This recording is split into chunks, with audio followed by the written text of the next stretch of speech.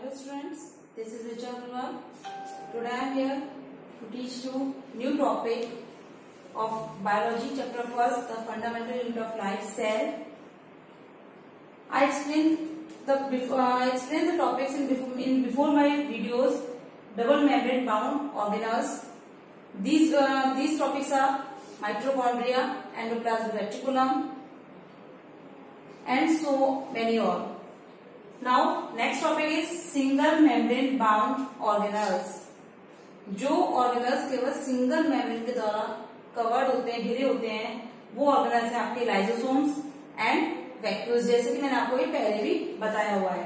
Next है without membrane bound organelles. Without यानी जिन ऑर्गेनल्स के चारों ओर कोई भी मेम्ब्रेन प्रेजेंट नहीं होती है, such as ribosomes. Double membrane यानी जिन ऑर्गेनल्स के चारों ओर टू मेम्ब्रेन्स प्रेजेंट होती हैं, उन्हें हम डबल मेम्ब्रेन बाउंड ऑर्गेनल्स कहते हैं. और ये सारे ऑर्गेनल्स जो होते हैं, जो सारे सेल ऑर्गेनल्स हैं, वो कहाँ फाउंड होते हैं? साइटोप्लाज्म में. These all organelles are found in cytoplasm and perform different functions to the cell. ये different functions perform करते हैं सेल के लिए. फर्स्ट हम लेते हैं सिंगल. मैंने डबल मेम्ब्रेन बाउंड स्ट्रक्चर्स के बारे में आपको सबको बता दिया था, अगर आपने मेरे प्रीवियस वीडियोस देखे हो. नेक्स्ट है single membrane bound organelles. First है उसमें lysosomes. Lysosomes are tiny spherical sac like structure.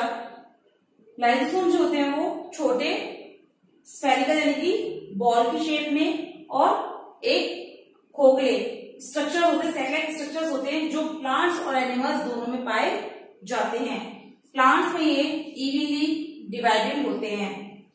Firstly lysosomes observe by the Christian D Dave.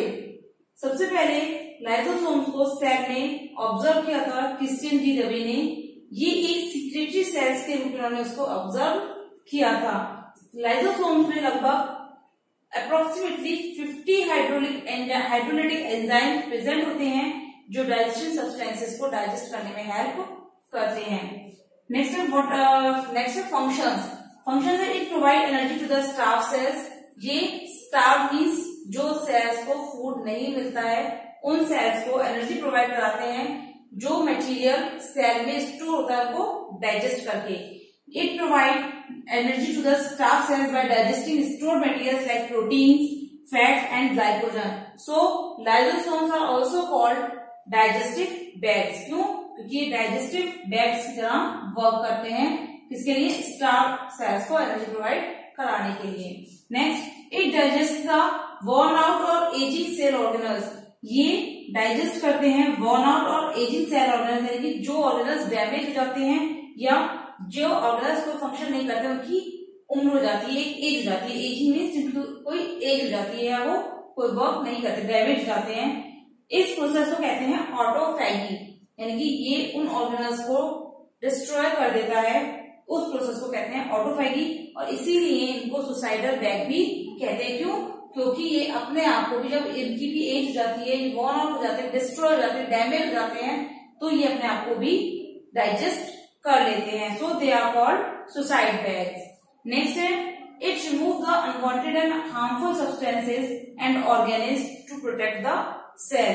ये सेल से अनवांटेड और हार्मफुल सब्सटेंसेस, कोई भी आपके माइक्रो ऑर्गेनिज्म भी हो सकते हैं, जो या फॉरेन ऑर्गेनिज्म भी हो सकते हैं, जो हमारी बॉडी में एंटर कर जाते हैं, क्योंकि मोस्टली ये जो पाए जाते हैं ये डब्ल्यूबीसी सेल्स में प्रेजेंट होते हैं.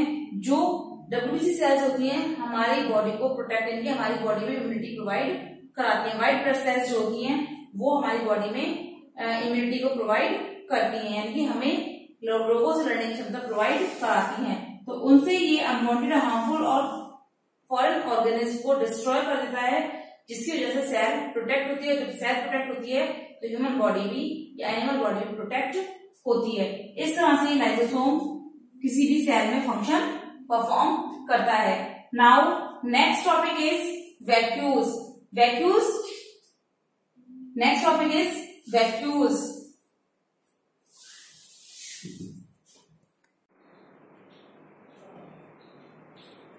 So now students, the next topic is of single membrane bound organelle is vacuole.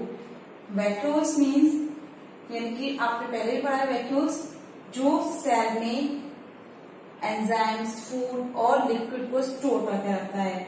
It is found in both cells, यानी कि ये plant cell as well as animal cell both में पाया जाता है। But it is a little bit difference between the plant cell and animal cell. In animal cell its size is small and they are temporary, because sometimes in animal cells they are absent in a young cell, but when the cell is dividing they will make new vacuoles in animal cells. But in plant cells vacuole size is large and they are permanent in the plant cell. Next, they store solid as well as liquid content of the cell. ये solid content के साथ साथ liquid content को भी store करने का function करते हैं। इनमें वाटर, ग्लाइकोसिस, प्रोटीन, शुगर, ये सारे मिनरल्स प्रेजेंट होते हैं। The membrane which is covered by the vacuoles, यानी कि वो मेम्ब्रेन जो वैक्यूल्स को कवर करके रखती है, इट इज कॉल्ड क्रोनोप्लास्ट, उसको कहा जाता है क्रोनोप्लास्ट। और इस वैक्यूल के अंदर जो फ्लूइड प्रेजेंट होता है इट इज कॉल्ड सेल, उसको हम सेल के नाम से जानते हैं, उसको हम वैक्यूल सेल भी कहते हैं। Vacuoles are divided into 3 types. Vacuoles को 3 टाइप्स में डिवाइड किया गया है। First food vacuole, second contractile vacuole and third is sap vacuole. Food vacuoles means जिससे हमारा यूनिसेलुलर ऑर्गेनिज्म होता है उसमें जो फूड को स्टोर करता है, जैसे अमीबा है, अमीबा अपने प्लूस्ट्रोपोडियस की हेल्प से फूड को ऑब्टेन करता है और उसको अपने साइटोप्लाज्म में फूड वैक्यूल में स्टोर कर लेता है, जहां पर डाइजेस्टिव एंजाइम्स प्रेजेंट होते हैं और वो फूड को डाइजेस्ट कर देते हैं। इसी तरह से कॉन्ट्रैक्टाइल वैक्यूल्स होता है, ये हेल्प करता है एक्वाटिक एनिमल्स के ऑस्मो रेगुलेशन में। ऑस्मो रेगुलेशन मींस इनकी वाटर के बैलेंस को उनकी बॉडी के अंदर मेंटेन करता है by the process by the membrane of SPM, यानी कि सिलेक्टिवली परमेबल मेम्ब्रेन के थ्रू, जिसे हम क्रोनोप्लास्ट भी कहते हैं, उसके द्वारा कॉन्ट्रैक्टाइल वैक्यूल में ऑस्मो रेगुलेशन की प्रोसेस को कंट्रोल किया जाता है। नेक्स्ट होता है सेप वैक्यूल। सेप वैक्यूल किसे कहते हैं? जो वैक्यूल प्लांट्स में प्रेजेंट होता है और एक लार्ज क्वांटिटी में होता है, कि प्लांट का लगभग 70 to 80% पार्ट को घेर लेता है, जिसकी वजह से जो न्यूक्लियस और अदर ऑर्गेनल्स होते हैं वो प्लांट सेल में पेरिफेरी हो जाते हैं, उसे हम कहते हैं सेप वैक्यूल। सेप वैक्यूल जो होता है वो प्लांट में टर्जिडिटी और रिजिडिटी को बनाने में हेल्प करता है, यानी प्लांट सेल को डिस्ट्रॉय होने में प्रोटेक्ट करता है, डिस्ट्रॉय होने से बचाता है। Next, what are the functions of vacuole? Vacuole it help in maintaining the rigidity and turgidity of the cell. ये हेल्प करता है प्लांट सेल को टर्जिडिटी और रिजिडिटी प्रोवाइड कराने में, यानी कि प्लांट सेल को रिजिडिटी प्रोवाइड कराता है, रिजिडिटी मींस टफनेस प्रोवाइड कराता है, और टर्जिडिटी मींस प्लांट सेल को स्वेल अप करके रखता है, जिससे कि उसको कोई मैकेनिकल इंजरी ना हो या एक्सटर्नल इंजरी ना हो। नेक्स्ट है सेल जो होते हैं उसमें मिनरल्स के साथ साथ बहुत सारे सॉल्यूट्स प्रेजेंट होते हैं, जिसकी वजह से सेल टर्जिड हो जाती है। इन एक्वाटिक और एनिमल्स में, एक्वाटिक एनिमल्स में ये ऑस्मो रेगुलेशन की प्रोसेस में हेल्प करता है। जो कौन करता है? Contractile vacuole. कॉन्ट्रैक्टाइल वैक्यूल जो होता है वो ऑस्मो रेगुलेशन की प्रोसेस में हेल्प करता है। नेक्स्ट है it store tannins and toxins which are bitter and poisonous. ये टैनिन्स, टॉक्सिन्स और एल्कलॉइड्स का स्टोरेज करता है, जो कि टेस्ट में बिटर और पॉइजनस होते हैं, जिनकी वजह से एनिमल्स उनको ईट नहीं करते हैं, एनिमल्स उनको नहीं खाते हैं। So students, it is a single membrane bound organelles. I explain the topic lysosomes and vacuoles. Now next topic is without membrane bound organelles is ribosome. So next topic is ribosome.